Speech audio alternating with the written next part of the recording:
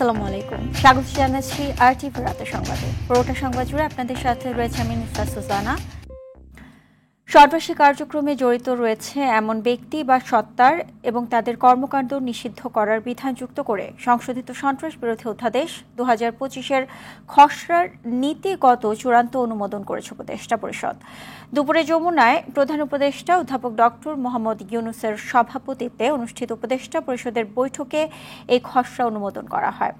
এতে বলা হয়, কোনো ব্যক্তি বা সত্তা সন্ত্রাসী কর্মকাণ্ডে জড়িত থাকলে প্রজ্ঞাপন দিয়ে তাকে তালিকাভুক্ত করতে পারবে অথবা সত্তাকে নিষিদ্ধ ঘোষণাও করতে পারবে। তবে বর্তমান আইনে কোনো সত্তার কার্যক্রম নিষিদ্ধের বিষয়ে কোনো বিধান নেই। সোমবার সংশোধনীটি অধ্যাদেশ আকারে জারি করা হতে পারে।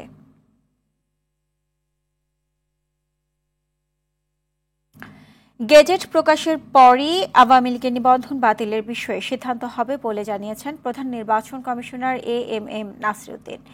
সোমবার গেজেট হলে ওই দিনই কমিশন বৈঠক করবে বলে জানান তিনি। সিইসি বলেন, বর্তমান বাংলাদেশের স্পিরিট বুঝেই সিদ্ধান্ত নেবে কমিশন।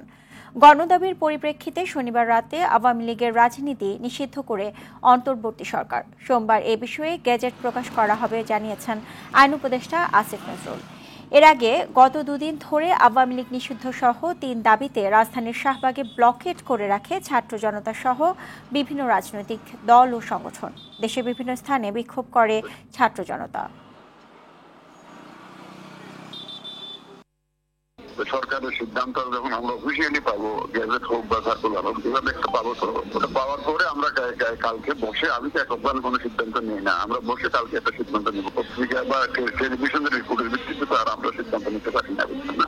কালকে যদি রাতে যায় তাহলে কালকে আমরা বসে সিদ্ধান্ত নেব। আওয়ামী লীগের কার্যক্রম নিষিদ্ধে আনন্দিত বিএনপি। দলটির মহাসচিব মির্জা ফখরুল ইসলাম আলমগীর জানিয়েছেন, বিলম্বে হলেও অন্তর্বর্তীকালীন সরকার ফ্যাসিবাদী দল আওয়ামী লীগ ও তার সঙ্গে যুক্ত সব সংগঠনের কার্যক্রম বন্ধ রাখার সিদ্ধান্ত নিয়েছে। তিনি দ্রুত দেশকে জঞ্জালমুক্ত করার দাবি জানান। আওয়ামী লীগের কার্যক্রমের উপর সরকারি নিষেধাজ্ঞার সিদ্ধান্তকে সাধুবাদ জানিয়েছে বিএনপির স্থায়ী কমিটির সদস্য সালাউদ্দিন আহমদ। মাইদুর রহমান রুবেল জানাচ্ছেন বিস্তারিত। গণহত্যা ও মানবতা বিরোধী অপরাধে শনিবার রাতে আওয়ামী লীগের সকল রাজনৈতিক কার্যক্রম নিষিদ্ধ করে অন্তর্বর্তী সরকার। সরকারের এমন সিদ্ধান্তে দেশের মানুষের মতো বিএনপিও খুশি বলে এক বিবৃতিতে জানান দলটির মহাসচিব মির্জা ফখরুল ইসলাম আলমগীর। বিবৃতিতে তিনি জানান, প্রাসঙ্গিক আইন সংশোধন করে বিচারিক কার্যক্রম, গুম, খুন, নিপীড়ন ও জনগণের বিরুদ্ধে দীর্ঘদিন অপশাসন চলাকালীন ফ্যাসিবাদী দলের বিচার করার সিদ্ধান্তকে সঠিক বলেই মনে করে বিএনপি।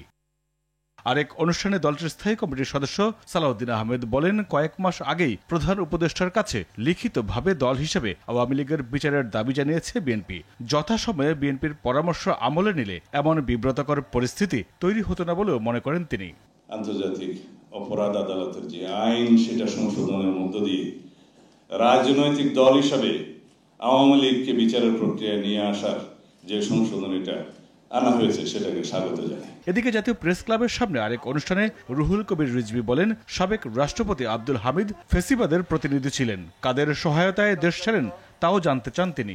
যে একটা নির্দিষ্ট সময়ের মধ্যে আপনার করে নির্বাচন দিই, বিএনপির পক্ষ থেকে বলা হয়েছে, আরও অনেকে বলেছে, সরকার এই ব্যাপারে নিরুত্তর, নিশ্চুপ। হাজারীবাগে মা দিবসের অনুষ্ঠানে নাসিরউদ্দিন অসীম বলেন, নির্বাচন ছাড়া দেশে সঠিক সংস্কার সম্ভব হবে না। যখন স্বৈরাচার এ দেশের রাষ্ট্র ক্ষমতায় ছিল, কেউ শান্তিতে ঘুমাতে পারেননি, কিন্তু এই পতিত স্বৈরাচার পালিয়ে যাবার পর অন্তত সবাই শান্তিতে অন্তত ঘরে বাস করতে পারছে। চট্টগ্রামের পৃথক অনুষ্ঠানে আমির খসরু মাহমুদ চৌধুরী বলেন, দেশে বিভক্তির কোনো সুযোগ নেই, বাংলাদেশের রাজনীতিতে শান্তির খুব দরকার। আমরা একটা নতুন দেশ, নতুন সমাজ করতে চাই, সেই সমাজ, যেই দেশ হবে শান্তি। আমরা আরো শান্তি চাই না বাংলাদেশে। আমরা নজরুল ইসলাম খান আরেক অনুষ্ঠানে বলেন, দেশ ফ্যাসিবাদ মুক্ত হওয়ায় মানুষ খুশি, তবে গণতন্ত্র প্রতিষ্ঠায় সরকারের আন্তরিকতার ঘাটতি দেখা যাচ্ছে বলেও মনে করেন তিনি। যে পরিস্থিতিতে গতকাল তাদেরকে সিদ্ধান্ত নিতে হলো, এটা কি তাদের জন্য খুব সম্মানজনক পরিস্থিতি ছিল? তারা যদি আমাদের অনুরোধ রাখতেন, আমাদের পরামর্শ শুনতেন এবং যে সিদ্ধান্ত গতকাল নিয়েছেন এই সিদ্ধান্তই যদি আগে ঘোষণা করতেন, তাহলে তো সমস্যাটাই হতো না। আওয়ামী লীগ নিষিদ্ধ সরকারের উদ্যোগকে বিএনপি ইতিবাচক হিসেবে দেখছে বলেও জানান বিএনপির এই নেতা। দুর্বলকে ঐক্যবদ্ধ হয়ে। মাইদুর রহমান রুবেল, RTV, ঢাকা। রাজনৈতিক কার্যক্রম বন্ধ করলেই কোনো দলের রাজনীতি নিষিদ্ধ হয় না, বরং ভেতরে ভেতরে আরও শক্তিশালী হয়ে উঠতে পারে বলে মনে করেন রাজনৈতিক বিশ্লেষকরা। চাপ সামলাতে সরকার আওয়ামী লীগকে নিষিদ্ধ করেছে বলে মনে করেন তারা। এমন নিষিদ্ধের রাজনীতি আসন্ন নির্বাচনে প্রতিপক্ষের লাভ হলেও চিরতরে বিলুপ্ত সম্ভব নয় বলে মন্তব্য করেন লেখক গবেষক মহিউদ্দিন আহমেদ।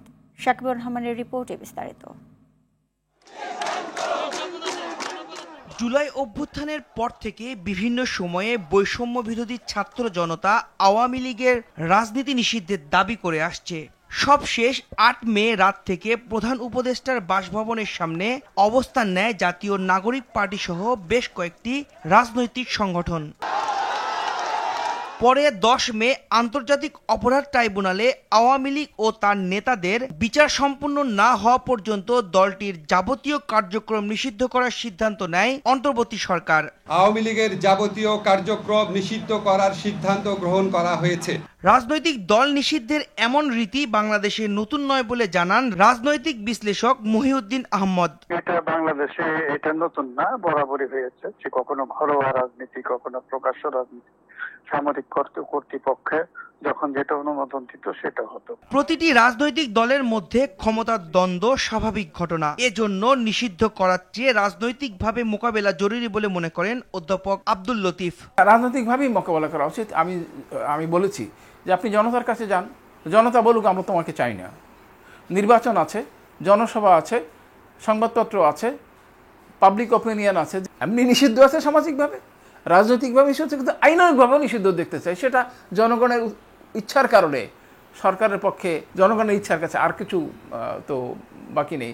নিষিদ্ধ দল ভেতরে ভেতরে কার্যক্রম চালিয়ে আরও ভয়ঙ্কর হয়ে উঠতে পারে বলে মনে করেন এই দুই বিশ্লেষক। অভ্যুত্থানকারীরা, অভ্যুত্থানের অংশীদাররা নিশ্চিত হয়েছে, লাভবান হয়েছে। তবে একটি বিপদও আছে।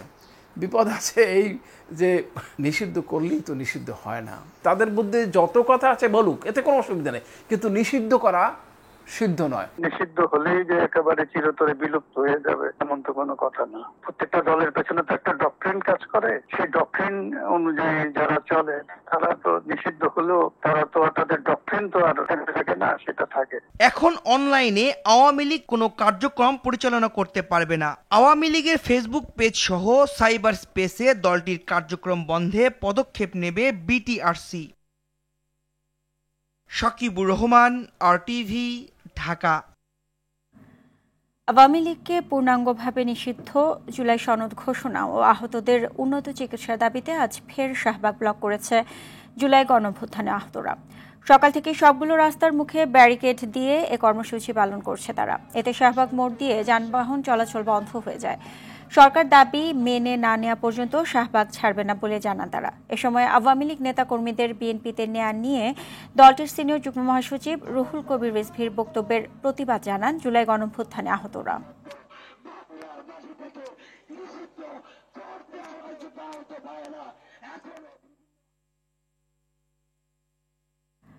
অল্প সময়ের মধ্যে নতুন সংবিধান প্রণয়ন সম্ভব নয়, ঐকমত্যের ভিত্তিতে কিছু মৌলিক সংস্কার করা যাবে বলে মন্তব্য করেছেন আইন উপদেষ্টা ডক্টর আসিফ নজরুল।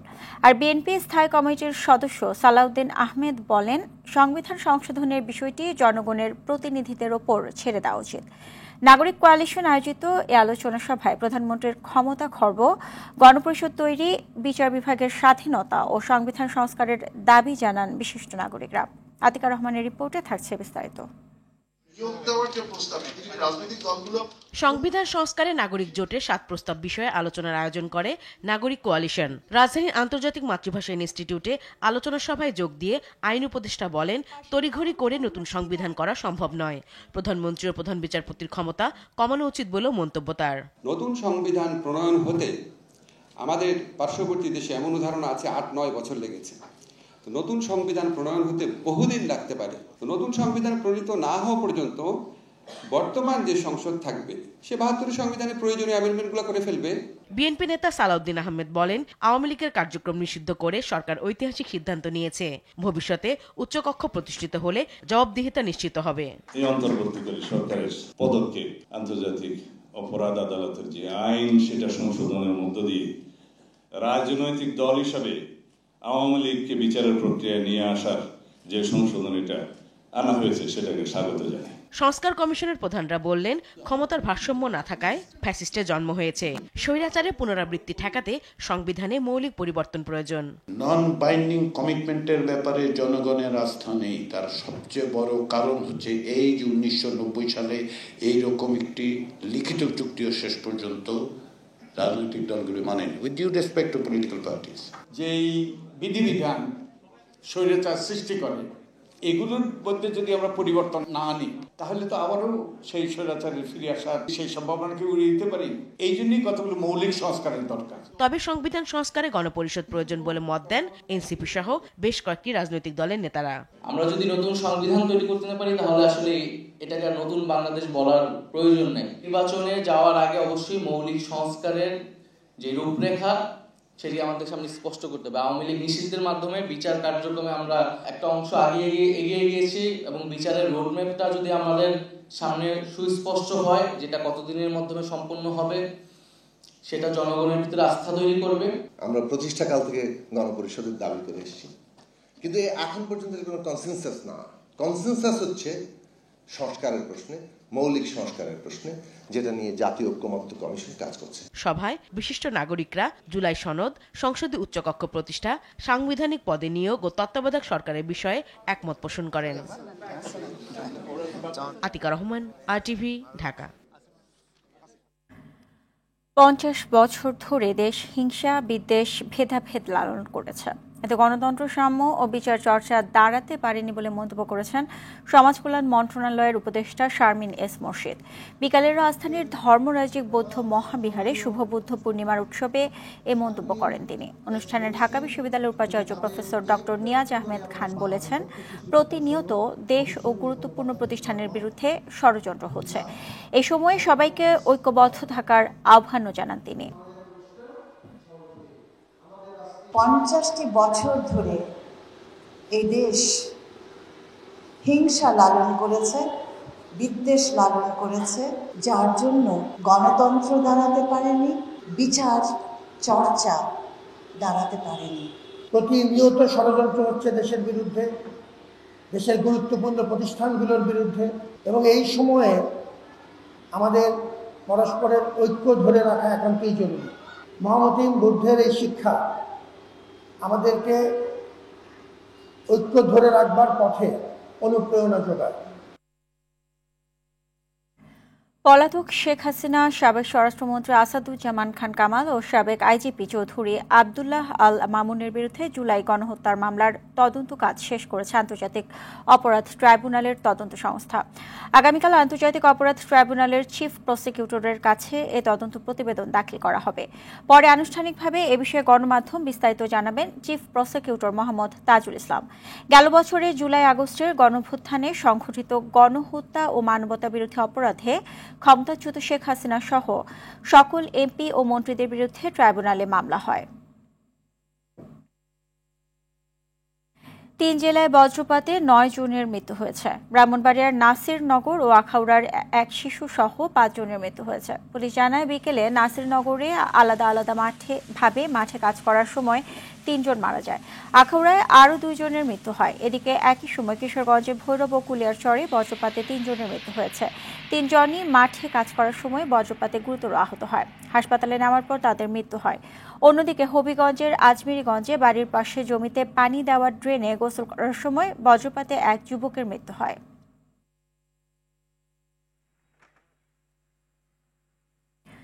এদিকে ময়মনসিংহে কালবৈশাখী ঝড়ে গাছ উপড়ে ও ডাল ভেঙে 2 জনের মৃত্যু হয়েছে। সদর উপজেলার ঘাগড়া ইউনিয়নের বারেরা ও মরাকুড়ি এলাকায় এই দুর্ঘটনা ঘটে। নিহতরা হলেন বারেরার সজীব মিয়া ও মরাকুড়ি এলাকার সুরুজ মিয়া। স্থানীয়রা জানায়, বিকেলে কালবৈশাখী ঝড় শুরু হলে একটি করই গাছের নিচে আশ্রয় নেন সজীব। সেই গাছটি উপড়ে সজীবের উপরে পড়ে। গাছের নিচে চাপা পড়ে ঘটনাস্থলেই তার মৃত্যু হয়। অপরদিকে মরাকুড়ি এলাকার বাসিন্দা সুরুজ মিয়া বাড়ির পাশে দাঁড়িয়েছিলেন। ঝড়ে একটি ডাল ভেঙে তার মাথার উপরে পড়ে, এতে গুরুতর আহত হন তিনি। স্থানীয়রা তাকে উদ্ধার করে ময়মনসিংহ মেডিকেল কলেজ হাসপাতালে নিয়ে গেলে চিকিৎসক মৃত ঘোষণা করেন।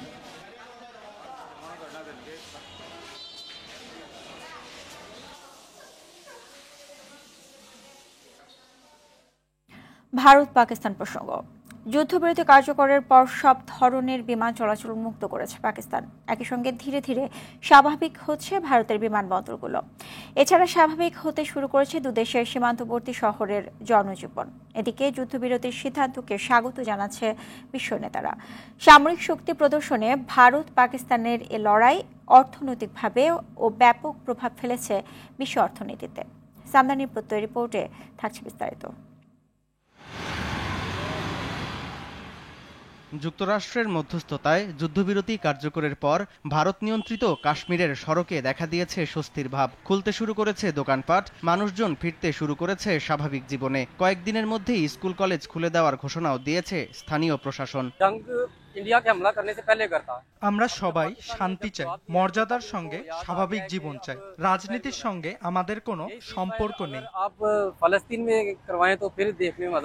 একই চিত্র পাকিস্তানের শহরগুলোতেও। রোববার আল্লাহর প্রতি কৃতজ্ঞতা জ্ঞাপন ও জাতীয় ঐক্য প্রদর্শনে দেশটির সরকার ঘোষণা করে ধন্যবাদ জ্ঞাপন দিবস।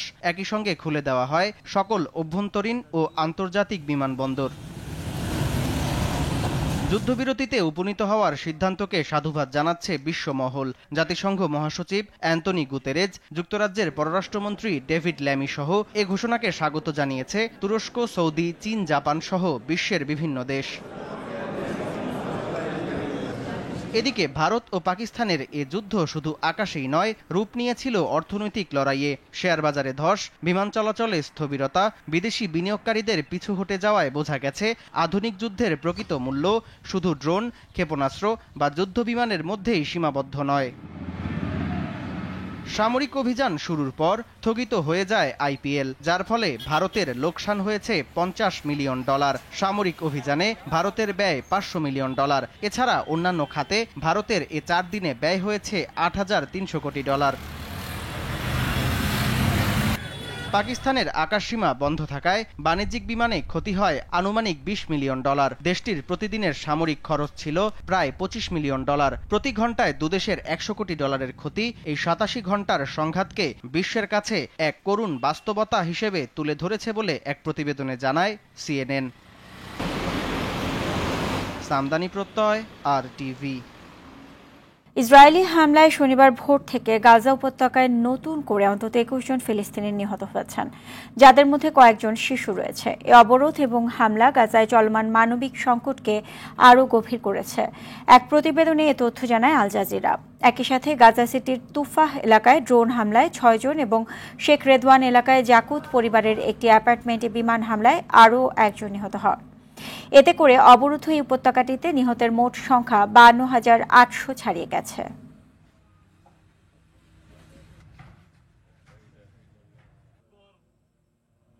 রাতের সংবাদ এই পর্যন্তই। মধ্যরাতের সংবাদ 1টায় দেখার আমন্ত্রণ রইল। এতক্ষণ সাথে থাকার জন্য ধন্যবাদ সবাইকে।